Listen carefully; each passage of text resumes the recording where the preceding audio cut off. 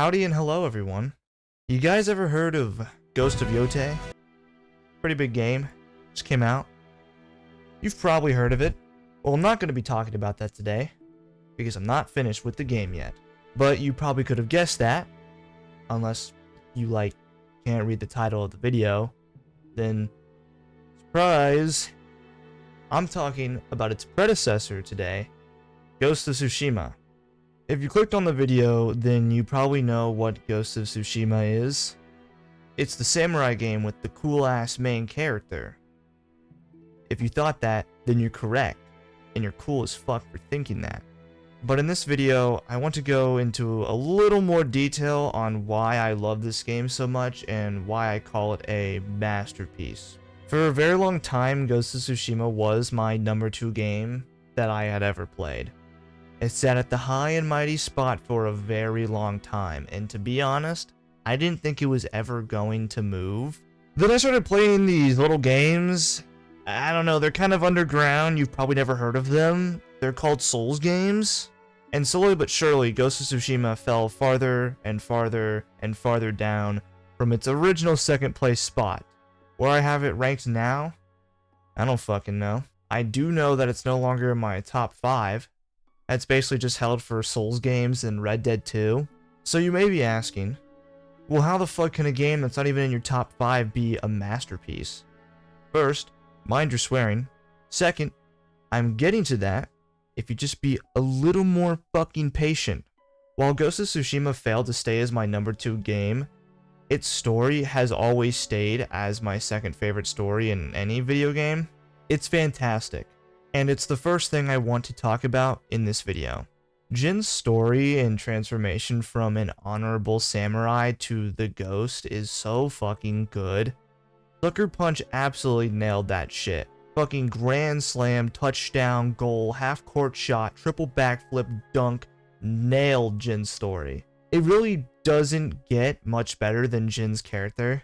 He's absolutely one of my favorite video game characters of all time. He's up there. He's probably in my top 3, to be honest. I fucking love Jin. I loved watching his story unfold and watch as he realized that being a slave to honor does more harm than good. There was never a dull moment in Jin's story, and there's one scene that I think about when I say that, and it's the cutscene where his uncle finds out that Jin poisoned the mongrels, and he hits him with the, "You are my son," and then Jin hits him with the, "I am not your son. I am the ghost." Holy fuck. So fucking awesome. Such a fantastic fucking scene. I fucking love it so much. And oh my god, do not get me started on the ending when you fight his uncle. It's peak. It's fucking peak. So good. And the music that plays at the end, I mean, holy shit!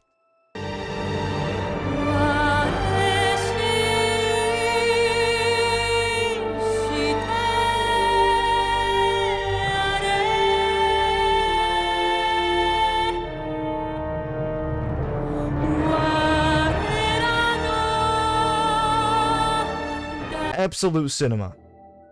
It's such a cinematic game. And I mean that in the most positive possible way you could ever possibly mean that. This game is so cinematic and so fucking beautiful. Literally everywhere you go is picture worthy. It's the only game where I would actually use the photo mode on a regular basis because my god, I just can't pass up those fucking shots, man. Now, a lot of times games will pass up gameplay for a much more cinematic story-driven game. Ghost of Tsushima? No such things. I love Tsushima's combat. Now, is it my favorite parrying game or a game where you get to use a katana? No. That goes to Sekiro.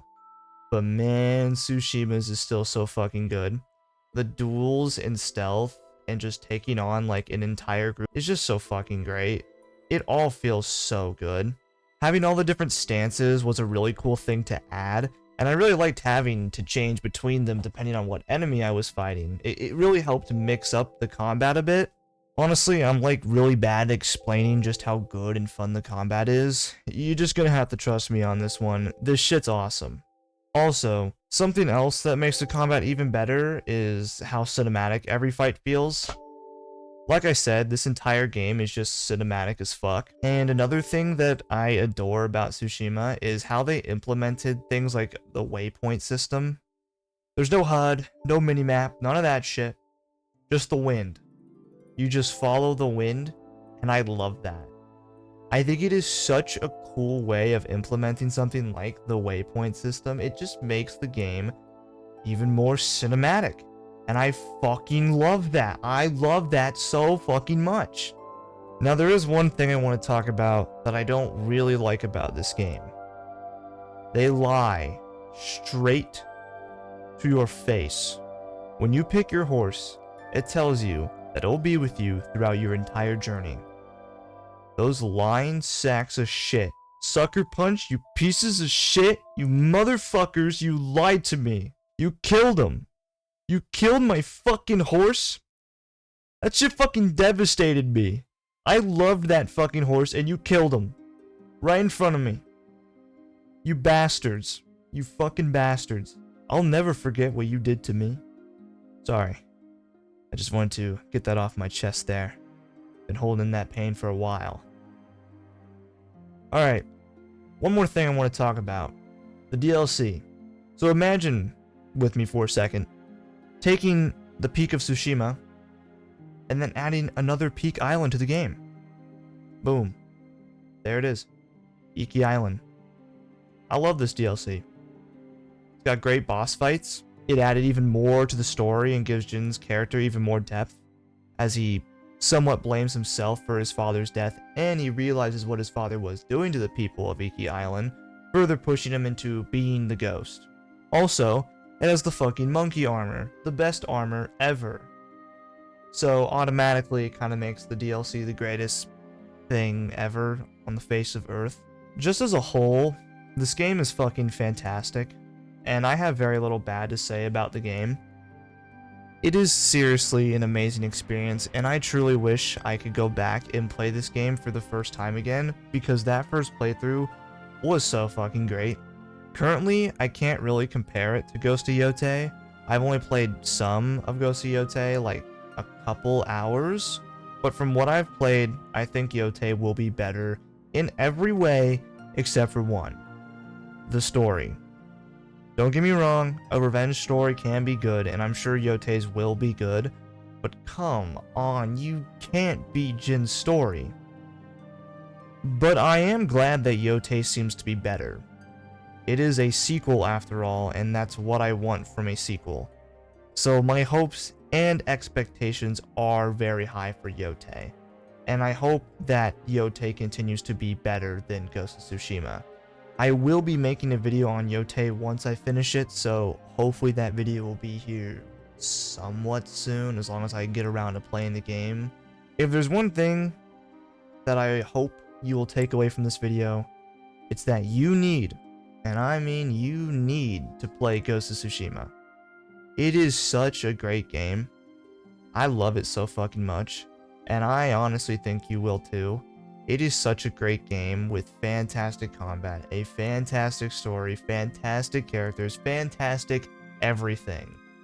And all of that combines to make a masterpiece of a game in my eyes. I hope you guys did enjoy the video. This one was definitely a bit of a shorter one. I just honestly didn't have a lot to talk about, or I guess I just couldn't get what I wanted to talk about completely into words, but I still wanted to sit down and make this video about Ghost of Tsushima, especially with Ghost of Yotei out and being a really good game. I thought I'd talk about a very, very beloved game for me. I love Ghost of Tsushima, so I just really wanted to talk about it. So I hope you did enjoy the video. If you did, a sub would be super duper greatly appreciated. And if you do, I might just do a front flip, but I mean, you're gonna have to sub to find out, I guess. And once again, thank you everyone for 100 subs. See you later.